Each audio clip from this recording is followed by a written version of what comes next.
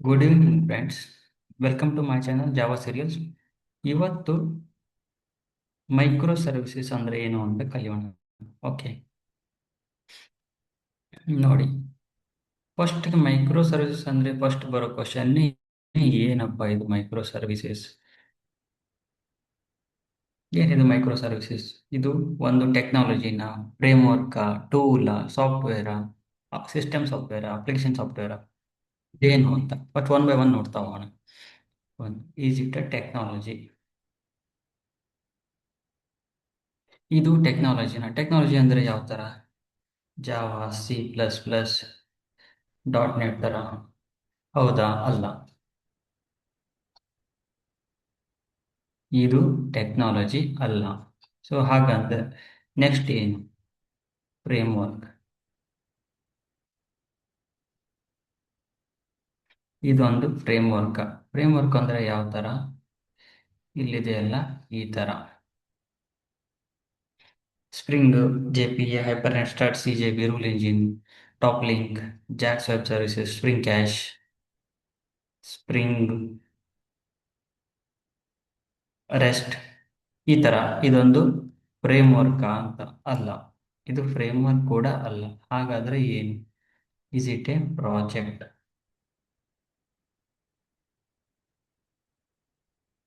ಇದೊಂದು ಪ್ರಾಜೆಕ್ಟ್ ಅಂದರೆ ಯಾವುದು? ಸ್ಪ್ರಿಂಗ್ ಬೂಟ್ನ ಫಸ್ಟ್ ನೀವು ಕ್ವಶನ್ ಬರ್ಬೋದು, ಸ್ಪ್ರಿಂಗ್ ಬೂಟ್ ಪ್ರಾಜೆಕ್ಟಾ? ಇದು ಫ್ರೇಮ್ವರ್ಕ್ ಅಲ್ವಾ? ಇಲ್ಲ, ಇದು ಫ್ರೇಮ್ವರ್ಕ್ ಅಲ್ವೇ ಅಲ್ಲ. ಇದು ಸ್ಪ್ರಿಂಗ್ ಹೈಬರ್ನೇಟ್, JPA ಥರ ಇದೊಂದು ಫ್ರೇಮ್ವರ್ಕ್ ಅಲ್ಲ. ಸ್ಪ್ರಿಂಗ್ನೇ ಯೂಸ್ ಮಾಡ್ಕೊಂಡು ಒಂದು ಪ್ರಾಜೆಕ್ಟ್ ಮಾಡಿದ್ದಾರೆ, ಅದೇ Spring Boot. So Spring Boot project, but microservices ಪ್ರಾಜೆಕ್ಟಾ? ಅಲ್ಲ, ಮೈಕ್ರೋ ಸರ್ವಿಸಸ್ ಪ್ರಾಜೆಕ್ಟ್ ಅಲ್ವೇ ಅಲ್ಲ. ಹಾಗಾದರೆ ಮೈಕ್ರೋ ಸರ್ವಿಸಸ್ ಅಂದರೆ ಏನು? ಮೈಕ್ರೋ ಸರ್ವಿಸಸ್ ಅಂತಂದರೆ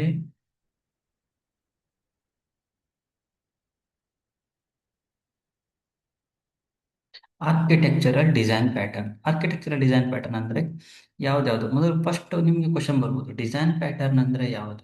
ಅದರಲ್ಲಿ ಎರಡು ಥರ ಇವೆ. ಒಂದು ಕೋರ್ ಜಾವಾ ಡಿಸೈನ್ ಪ್ಯಾಟರ್ನು, ಇನ್ನೊಂದು ಅಪ್ಲಿಕೇಶನ್ ಡಿಸೈನ್ ಪ್ಯಾಟರ್ನು. ಅಪ್ಲಿಕೇಶನ್ನ ಹೇಗೆ ಡಿಸೈನ್ ಮಾಡ್ತೀರಾ ಅಂತ, ಅದೇ architectural design pattern. Okay, architectural design pattern.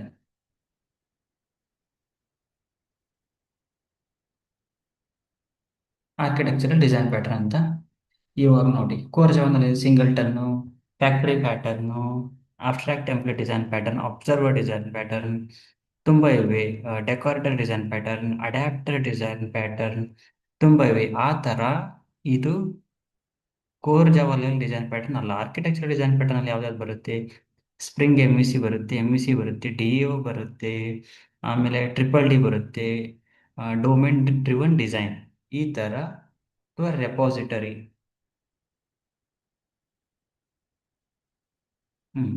ಆ ಥರ ಇದೊಂದು architectural design pattern. Spring Boot ಅಂದರೆ ನೀವು ಅಪ್ಲಿಕೇಶನ್ನ ಹೇಗೆ ಡಿಸೈನ್ ಮಾಡ್ತೀರಾ, ಹೈ ಲೆವೆಲ್ ಡಿಸೈನ್ ಪ್ಯಾಟರ್ನೇ ಆರ್ಕಿಟೆಕ್ಚರ್ ಡಿಸೈನ್ ಪ್ಯಾಟರ್ನ್. ನೆಕ್ಸ್ಟ್ ವಿಡಿಯೋಗೆ ಹೋಗೋಣ. ಮೋನೋಲಿಥಿಕ್ ಆ್ಯಪ್ ಅಂದರೆ ಏನು? ಈಗ ನಮ್ಮದು ಒಂದು ಆ್ಯಪ್ ಇದೆ, ಹೌದಾ? ಇದರಲ್ಲಿ ಎಲ್ಲ ಕೋಡ್ ಇರುತ್ತೆ. ಇದೇ ನನ್ನ ಮೋನೋಲಿಥಿಕ್ ಆ್ಯಪ್. ಇದು ನಮ್ಮ DB, ಯಾವುದೋ ಒಂದು DB ಅಂದ್ಕೊಳ್ಳಿ, ಮರಿಯಾ DB. ಇದರಲ್ಲಿ ಎಲ್ಲ ಕೋಡ್ ಒಂದೇ ಇದರಲ್ಲಿ ಇರುತ್ತೆ. ಕಂಟ್ರೋಲರ್ ಇರುತ್ತೆ, ಡಿ ಮಾಡೆಲ್ ಇರುತ್ತೆ, ಸರ್ವಿಸ್ ಇರುತ್ತೆ, ರೆಪಾಸಿಟರಿ ಟೈರ್ ಇರುತ್ತೆ. 3 ಟೈರ್ ಆರ್ಕಿಟೆಕ್ಚರ್ ಅಂದ್ಕೊಳ್ಳಿ, ಯಾವುದೋ ಒಂದು ಟೈರ್ ಆರ್ಕಿಟೆಕ್ಚರ್. 3 ಟೈರ್ ಆದರೂ ಇರ್ಬೋದು, 2 ಟೈರ್ ಆದರೂ ಇರ್ಬೋದು, 5 ಟೈರ್ ಆದರೂ ಇರ್ಬೋದು, ಮಲ್ಟಿ ಟೈರ್ ಆದರೂ ಇರ್ಬೋದು, ಅಥವಾ ಯಾವುದೋ ಟೈರ್ ಇಲ್ದಂಗೆ directly monolayer application.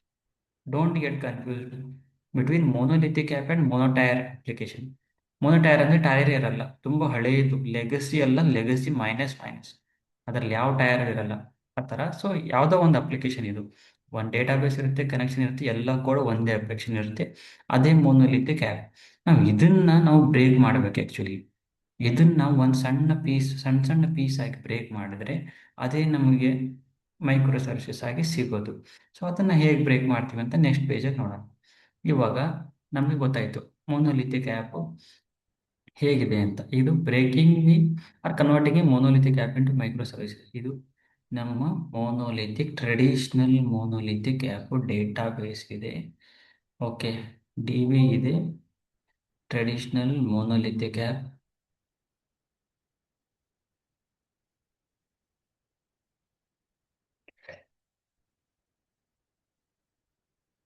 D B ಇರುತ್ತೆ. ಇದನ್ನ ನಾನು ಬ್ರೇಕ್ ಮಾಡ್ತೀನಿ. ಹೇಗೆ ಬ್ರೇಕ್ ಮಾಡ್ತೀನಿ ಅಂತಂದರೆ, ಒಂದು ಚಿಕ್ಕ ಚಿಕ್ಕ ಸರ್ವಿಸ್ ಆಗಿ. ಓಕೆ, ಮೈಕ್ರೋ ಅಂದರೆ ಏನು? ಚಿಕ್ಕದು. Microscope, micro controller, micro processor. ಇಂಜಿನಿಯರಿಂಗಲ್ಲಿ ಓದಿದ್ದೀವಿ. ಮೈಕ್ರೋ ಪ್ರೊಸೆಸರ್ ಅಂದರೆ ಏನು? Biology microscope, microscopic V one. Micro ಅಂದರೆ ಚಿಕ್ಕದು. ಸರ್ವಿಸ್ ಅಂದರೆ ಒಂದು service, user service, email service, notification service, order service, payment service, admin service, client service. ನಿಮಗೆ already D A O design pattern ಗೊತ್ತಿದ್ದರೆ ಅದರಲ್ಲಿ ಸರ್ವಿಸ್ ಲೇಯರ್ ಇರುತ್ತೆ, ಡಿ ಎ ಒ ಟೈರ್ ಇರುತ್ತೆ. Service ಲೇಯರ್ನಲ್ಲಿ ನಾವು ಸರ್ವಿಸಸ್ ತುಂಬ ಕ್ರಿಯೇಟ್ ಮಾಡ್ತೀವಿ. ಏನು? SRP, ಸಿಂಗಲ್ ರೆಸ್ಪಾನ್ಸಿಬಿಲಿಟಿ ಪ್ರಿನ್ಸಿಪಲ್ ಅಂತ. ಒಂದೊಂದು ಸರ್ವಿಸು ಅದರದ್ದೇ ಓನ್ ರೆಸ್ಪಾನ್ಸಿಬಿಲಿಟಿ ಇರಬೇಕು. ಒಂದು ಸರ್ವಿಸ್ನಲ್ಲಿ ಇನ್ನೊಂದು ಸರ್ವಿಸ್ನ ಆ್ಯಡ್ ಮಾಡೋಂಗಿಲ್ಲ. ಯೂಸರ್ ಸರ್ವಿಸ್ನಲ್ಲಿ ಸುಮ್ಮನೆ ಯಾವುದು ಯೂಸರ್ ಸರ್ವಿಸ್ನಲ್ಲಿ ಪ್ರಾಡಕ್ಟ್ನ ಡಿಸ್ಪ್ಲೇ ಮಾಡೋ ಹಾಗಿಲ್ಲ. ಸೊ ಆ ಥರ ಇರುತ್ತಲ್ವ. ಸೊ ಅದು ನಿಮಗೆ ಗೊತ್ತಿದ್ದರೆ ಇಲ್ಲಿ ನಿಮ್ಗೆ ಕ್ಲೀನಾಗಿ ಅರ್ಥ ಆಗುತ್ತೆ. ಸೊ ಮೈಕ್ರೋ ಅಂದರೆ ಚಿಕ್ಕದು, ಸರ್ವಿಸ್ ಅಂದರೆ ನಿಮ್ಗೆ ಕೊಡ್ತಾ ಇರೋಂಥ ಸರ್ವಿಸ್ಸು. ಸೊ ಇದಕ್ಕೆ ನಿಮಗೆ ಇವಾಗ ಇಲ್ಲಿ ಕನ್ಫ್ಯೂಸ್ ಆಗಿಬಿಡುತ್ತೆ. ನಮ್ಮ ಆ್ಯಕ್ಚುಯಲ್ ಕಂಪ್ನಿ ಅಪ್ಲಿಕೇಶನ್ಸಲ್ಲಿ ತುಂಬ ಸರ್ವಿಸಸ್ ಇರುತ್ತೆ ಸರ್ವಿಸ್ ಲೇಯರ್ನಲ್ಲಿ. ಸೊ ಇವಾಗ ನೀವು ಮೈಕ್ರೋ ಸರ್ವಿಸ್ ಅಂತಂದರೆ ಅದೊಂದು ಯೂಸರ್ ಸರ್ವಿಸ್ಸು ಒಂದು ಮೈಕ್ರೋ ಸರ್ವಿಸ್ಸಾ, ಇಮೇಲ್ ಸರ್ವಿಸ್ ಒಂದು ಮೈಕ್ರೋ ಸರ್ವಿಸ್, ಆ ಥರ ಅಂತ ಅದನ್ನೆಲ್ಲ ಕನ್ಫ್ಯೂಸ್ ಮಾಡ್ಕೋಬೇಡಿ. ಅದನ್ನೇ ಇಲ್ಲಿ ಕ್ಲೀನಾಗಿ ನೋಡೋಣ. ಇವಾಗ ನಾನು ಮೈಕ್ರೋ ಸರ್ವಿಸ್ ಅಂದರೆ ಒಂದೊಂದು ಸಣ್ಣ ಸಣ್ಣ ಆ್ಯಪ್ ಆಗಿ ಇಲ್ಲಿ ಡಿಸೈನ್ ಮಾಡ್ತಾ ಹೋಗ್ತೀನಿ. ಇಲ್ಲಿ ಒಂದು ಆ್ಯಪ್ ಇದೆ ನಂದು, ಇಲ್ಲಿ 2 3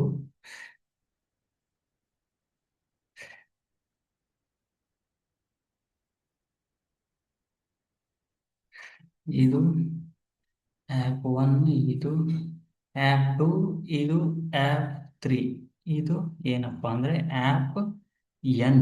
ಯಾಕೆ ಎನ್ ಅಂತಂದರೆ ಇದನ್ನು ಎಷ್ಟು ಸರ್ವಿಸ್ ಆಗಿ ಬ್ರೇಕ್ ಮಾಡ್ತೀರಾ ಅಂತ ನನಗೆ ಮುಂಚೆನೇ ಗೊತ್ತಿರಲಿಲ್ಲ. ಅದು ನಿಮ್ಮ ಪ್ರಾಜೆಕ್ಟ್ ಮೇಲೆ ಹೋಗುತ್ತೆ. ಸೊ ಅದಕ್ಕೆ ನಾನು ಈ ಥರ ಡಿಸೈನ್ ಮಾಡಿರೋದು. ಪ್ಲಸ್ ಅಂದರೆ A1, A2, A3, A4, A5, A6, A7, so on up to AN. ಇಲ್ಲಿ ಎಷ್ಟು ಬೇಕಾದರೂ ಇರ್ಬೋದು. ಇದೆಲ್ಲ ಕೂಡಿ ಇದನ್ನೇ ನಿಮಗೆ ಮೊನೋಲಿಥಿಕ್ ಆ್ಯಪ್ ಆಗಿ ಸಿಗೋದು. ಇದು ಏನಾಗುತ್ತೆ ಅಂದರೆ ಮತ್ತೆ ತಿರ್ಗಾ ಇದೇ ಆಗುತ್ತೆ. ಇಲ್ಲಿ ವಾಪಸ್ ಹೋದರೆ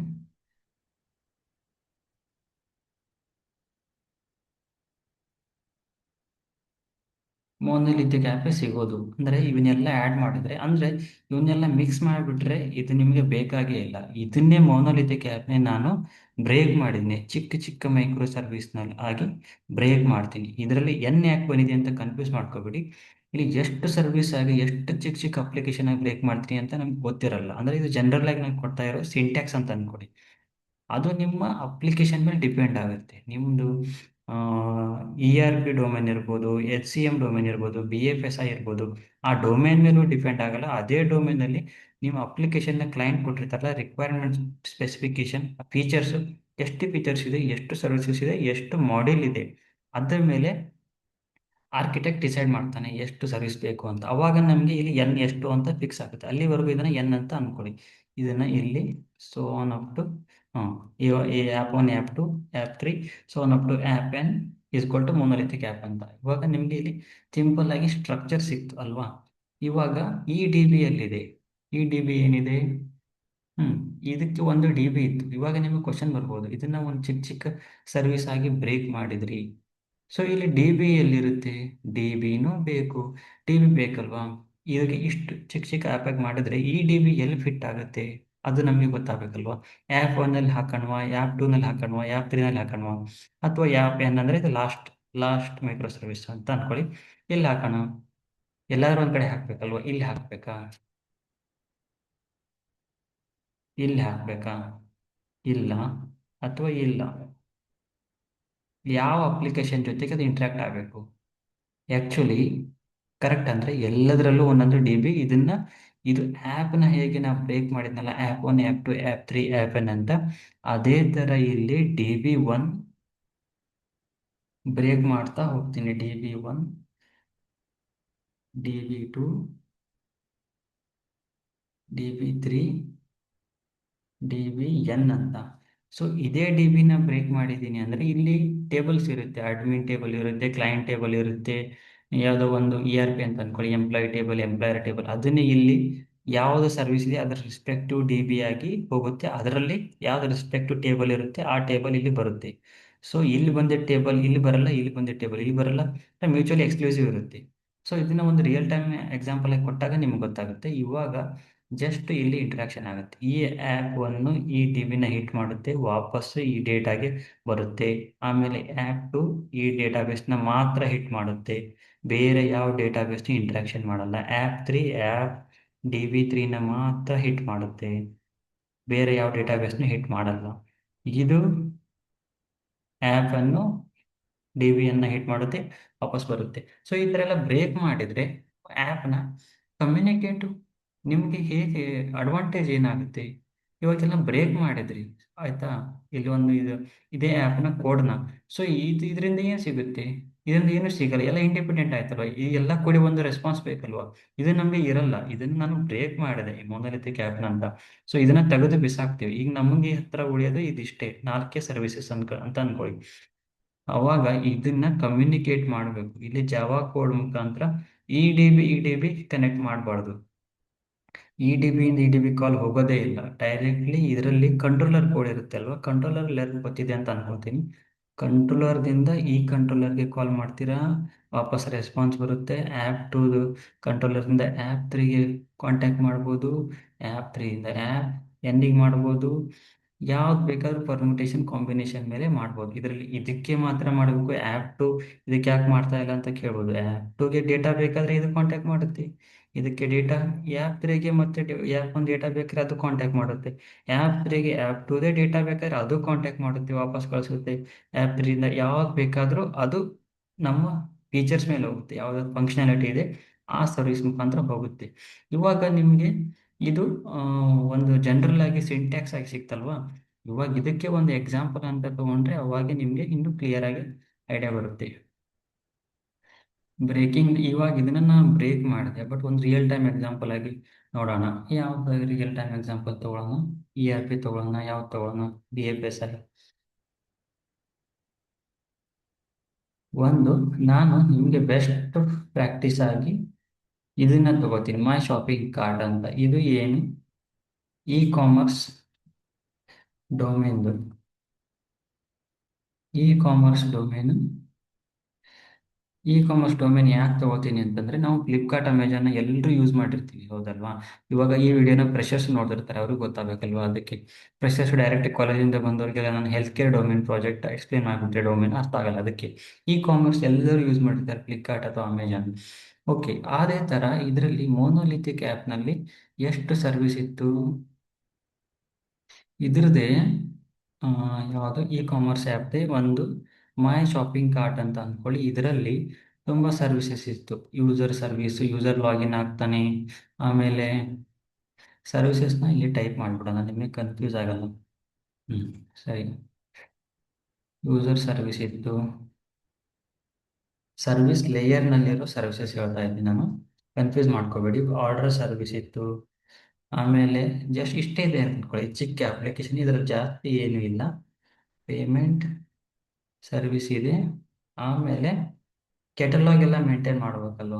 ನೀವು ಐಟಮ್ ಪರ್ಚೇಸ್ ಮಾಡ್ತೀರಲ್ವ, ಅದು ಶೂಸ್ ಪರ್ಚೇಸ್ ಮಾಡ್ತೀರಾ, ಡ್ರೆಸ್ ಪರ್ಚೇಸ್ ಮಾಡ್ತೀರಾ, T V, mobile phone, so ಅದನ್ನ ಮೇಂಟೈನ್ ಮಾಡೋದು catalogue service. Payment service, payment ಮಾಡ್ತಿರಲ್ಲ, ಆನ್ಲೈನ್ ಮಾಡ್ಬೋದು, ಆಫ್ಲೈನ್ ಮಾಡ್ಬೋದು, ಕ್ಯಾಶ್ ಆನ್ ಡೆಲಿವರಿ. ಆರ್ಡರ್ ಅಂದರೆ ನೀವು ಆರ್ಡರ್ ಪ್ಲೇಸ್ ಮಾಡ್ತಿರಲ್ವ ಪರ್ಚೇಸ್ ಮಾಡೋಕ್ಕೆ, ಅದನ್ನು ಎಡಿಟ್ ಮಾಡ್ತೀರಾ, ಡೇಟ್ ಅಡ್ರೆಸ್ ಚೇಂಜ್ ಮಾಡ್ತೀರಾ. ಯೂಸರ್ ಅಂದರೆ ನೀವು ಲಾಗಿನ್ ಆಗಿರ್ತಿರಲ್ವ, ಅದೇ ಯೂಸರ್ ಸರ್ವಿಸ್. ಈ ಥರ ಸರ್ವಿಸ್ ಇರುತ್ತೆ ಸರ್ವಿಸ್ ಲೇಯರ್ನಲ್ಲಿ, ಓಕೆನಾ? ಆ ಸರ್ವಿಸ್ ಲೇಯರ್ನಲ್ಲಿ ನಿಮಗೆ ಈಗ D A O design pattern ಗೊತ್ತಿಲ್ಲ, ಈ ಸರ್ವಿಸ್ ಲೇಯರ್ ಅಂದರೆ ಏನು ಇದು ಗೊತ್ತಿಲ್ಲ ಅಂತಂದರೆ ಯೂಟ್ಯೂಬ್ನಲ್ಲಿ ಬೇರೆ ವಿಡಿಯೋಸ್ ನೋಡಿ. D A O design pattern ಅಥವಾ ಸ್ಪ್ರಿಂಗ್ ಎಮ್ ವಿ ಸಿ ಹೇಗಿರುತ್ತೆ, controller model, service, D A O, ಡೇಟಾಬೇಸ್ನ ಹಿಟ್ ಮಾಡ್ತೀವಿ, ವಾಪಸ್ ಡೇಟಾಬೇಸಿಂದ ಡಿ ಎ ಬರುತ್ತೆ, ಡಿ ಎದಿಂದ ಸರ್ವಿಸ್ ಲೇಯರ್ಗೆ ಹೋಗುತ್ತೆ, ಸರ್ವಿಸ್ ಲೇಯರಿಂದ ವಾಪಸ್ ಕಂಟ್ರೋಲರ್ಗೆ ಡೇಟಾ ಕಳಿಸುತ್ತೆ, ಕಂಟ್ರೋಲರ್ ವ್ಯೂಸ್ನ ಕಾಂಟ್ಯಾಕ್ಟ್ ಮಾಡುತ್ತೆ. ವ್ಯೂ ಅಂದರೆ G S P, Thymeleaf, ಟೈಮ್ ಲೀಪಲ್ಲಿ ಡಿಸ್ಪ್ಲೇ ಆಗುತ್ತೆ. ಸೊ ಅದನ್ನು ನಾನು ಎಕ್ಸ್ಪ್ಲೇನ್ ಮಾಡ್ತೀನಿ. ಇವಾಗ ನಾವು ಮೈಕ್ರೋ ಸರ್ವಿಸಸ್ಗೆ ಫೋಕಸ್ ಮಾಡ್ತಾ ಇದ್ದೀವಲ್ವ, ಅದನ್ನು ಸೊ ನಾನು ಸ್ಟ್ರಾಂಗ್ಲಿ ಅಸ್ಯೂಮ್ ಮಾಡಿದ್ದೀನಿ ನಿಮಗೆ ಡಿ ಎ ಒ ಗೊತ್ತಿದೆ ಅಂತ. ಗೊತ್ತಿಲ್ಲ ಅಂದರೆ ಬೇರೆ ವಿಡಿಯೋ ನೋಡ್ಕೊಳ್ಳಿ, ಆಮೇಲೆ ವಿಡಿಯೋ ನೋಡಿ ಅರ್ಥ ಆಗುತ್ತೆ ನಿಮ್ಗೆ ಚೆನ್ನಾಗಿ. ಈಗ ನಾನು ಇದನ್ನು ಬ್ರೇಕ್ ಮಾಡಬೇಕು ಮೈಕ್ರೋ ಸರ್ವಿಸ್ ಆಗಿ. ಹೇಗೆ ಬ್ರೇಕ್ ಮಾಡ್ತೀನಿ?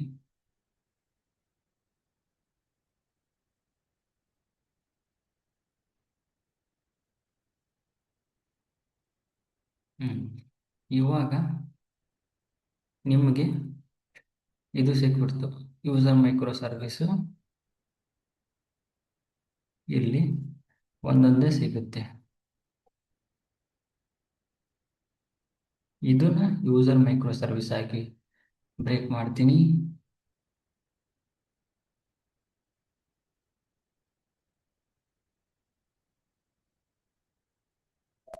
ಇದನ್ನ ಯೂಸರ್ ಮೈಕ್ರೋ ಸರ್ವಿಸು, ಇದನ್ನ ಆರ್ಡರ್ ಮೈಕ್ರೋ ಸರ್ವಿಸು, ಇದನ್ನೇ ಇಲ್ಲೇ ಟೈಪ್ ಮಾಡ್ತೇನೆ. Okay, order micro service.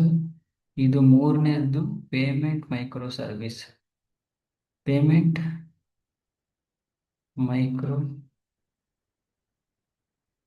Payment micro service. ಇದು ಕೆಟಲಾಗ್ ಮೈಕ್ರೋ ಸರ್ವಿಸ್. ಸೊ ಈ ಥರ ಡಿಸೈನ್ ಮಾಡಿದೆ. ಇವಾಗ ಇದ್ರದ್ದು ಡಿ ಬಿ ಬೇಕಲ್ವಾ? ಸೊ ನಾನು ಇದಕ್ಕೆ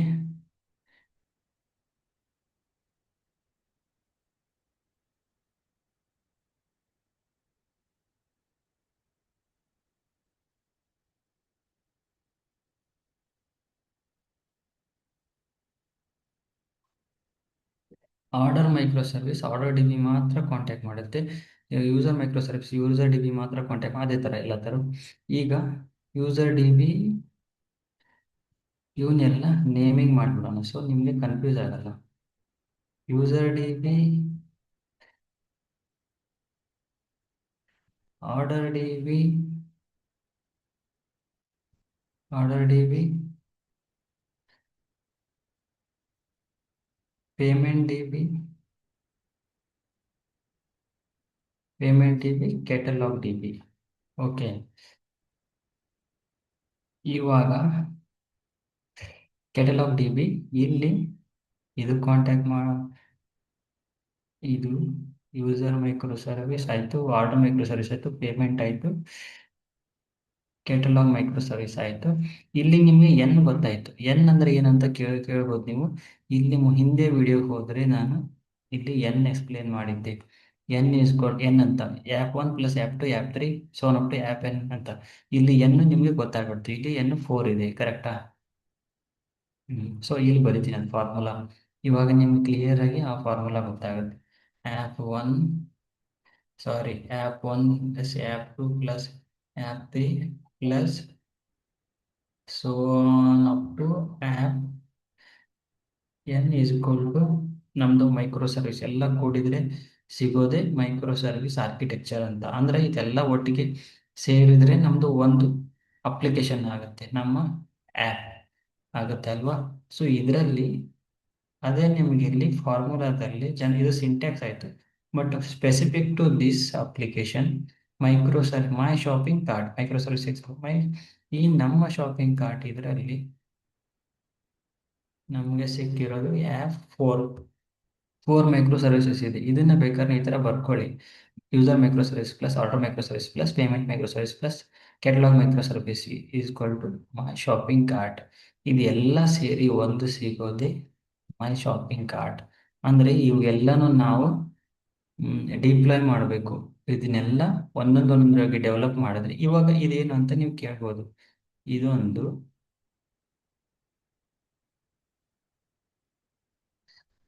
ಸ್ಪ್ರಿಂಗ್ ಬೂಟ್ ಆ್ಯಪ್.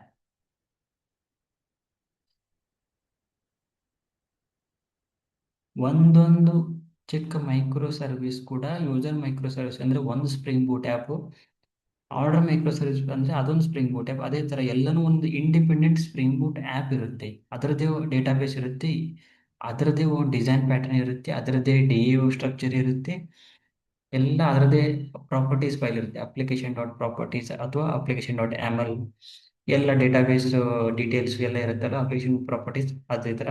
ಸೊ ಇದರಲ್ಲಿ ಒಂದು ಪ್ರಿನ್ಸಿಪಲ್ ಅಂತಂದರೆ, ಇದು ಯೂಸರ್ ಮೈಕ್ರೋ ಸರ್ವಿಸ್ ತನ್ನ ಡೇಟಾಬೇಸ್ನ ಮಾತ್ರ ಹಿಟ್ ಮಾಡಬೇಕು, ಬೇರೆ ಡೇಟಾಬೇಸ್ನ ಹಿಟ್ ಮಾಡೋ ಹಾಗೆ ಇಲ್ಲ.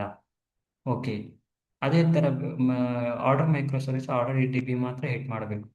ಬಟ್ ಇದು ಮಾತ್ರ ಕಾಂಟ್ಯಾಕ್ಟಾಗಿ ಯಾವುದನ್ನು ಬೇಕಾದರೂ ಕನೆಕ್ಟ್ ಮಾಡ್ಬೋದು, ಯಾವುದನ್ನು ಬೇಕಾದ್ರೂ ಡೇಟಾ ಆಕ್ಸೆಸ್ ಮಾಡ್ಬೋದು, ಯಾವ್ದು ಬೇಕಾದರೂ ಡೇಟಾ ಆಕ್ಸೆಸ್ ಮಾಡ್ಬೋದು, ಯಾವ್ದು ಬೇಕಾದ್ರೂ ಕಮ್ಯುನಿಕೇಟ್ ಮಾಡ್ಬೋದು. ಅದು ನಿಮ್ಮ ಪ್ರಾಬ್ಲಮ್ ಡೊಮೇನ್ ಮೇಲೆ ಹೋಗುತ್ತೆ, ಫೀಚರ್ಸ್ ಮೇಲೆ ಹೋಗುತ್ತೆ, ಯಾವ್ದು ಫಂಕ್ಷನಾಲಿಟಿ ಇದೆ ಅದ್ರ ಮೇಲೆ ಹೋಗುತ್ತೆ.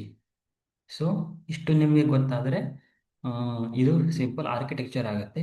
ನಿಮಗೆ ಇಲ್ಲಿ ಡೇಟಾಬೇಸ್ನ ಯಾವುದು ಕನೆಕ್ಟ್ ಮಾಡಬೇಕು ಅಂತ, ಇಲ್ಲಿ ಯೂಸರ್ DB ಇದೆ, ಆರ್ಡರ್ DB ಇದೆ, ಪೇಮೆಂಟ್ DB ಇದೆ, DB ಇನ್ಸ್ಟೆನ್ಸ್ ಆಯಿತು. ಇಲ್ಲಿ ನೀವು ಯಾವುದಾದ್ರೂ ಕನೆಕ್ಟ್ ಮಾಡ್ಬೋದು. ನೆಕ್ಸ್ಟ್ ವಿಡಿಯೋನಲ್ಲಿ ಇದೇ ಆರ್ಕಿಟೆಕ್ಚರ್ನ ಇನ್ನೂ ಡೀಪ್ ಆಗಿ ಎಕ್ಸ್ಪ್ಲೇನ್ ಮಾಡ್ತೀನಿ. ಇದು ಜಸ್ಟ್ ಇಂಟ್ರೊಡಕ್ಷನ್ ಆಯಿತು ನಿಮಗೆ ಏನಂತ. ಇವಾಗ ಇನ್ನೊಂದ್ಸರಿ ರಿವಿಷನ್ ಮಾಡ್ತೀನಿ. ಜಸ್ಟ್ ಮೈಕ್ರೋ ಸರ್ವಿಸಸ್ ಅಂದರೆ ಇದು ಟೆಕ್ನಾಲಜಿನೂ ಅಲ್ಲ, ಫ್ರೇಮ್ವರ್ಕು ಅಲ್ಲ, ಪ್ರಾಜೆಕ್ಟ್ ಅಲ್ಲ, ಇದು architecture design pattern. Architecture design pattern ಅಂದರೆ ನಿಮ್ಮ ಅಪ್ಲಿಕೇಶನ್ನ ಹೇಗೆ ಆರ್ಕಿಟೆಕ್ಟ್ ಮಾಡ್ತೀರಾ ಅಂತ ಎಕ್ಸ್ಪ್ಲೇನ್ ಮಾಡೋದು, ಅಥವಾ MVC ಇದೆಲ್ಲ ಅದೇ ಥರ ಹೇಗೆ ಹೈ ಲೆವೆಲ್ ಡಿಸೈನ್ ಪ್ಯಾಟರ್ನ್ ಇದು. ಓಕೆನಾ. ಆಮೇಲೆ ಇದನ್ನು ಹೇಗೆ ಬ್ರೇಕ್ ಮಾಡ್ತೀರಿ ಅಂದರೆ, ಒಂದೊಂದು ಸಣ್ಣ ಸಣ್ಣ ಆ್ಯಪ್ ಆಗಿ ಬ್ರೇಕ್ ಮಾಡ್ತಾರೆ ನಿಮ್ಮ ಮೊನೊಲಿಥಿಕ್ ಆ್ಯಪ್ನ.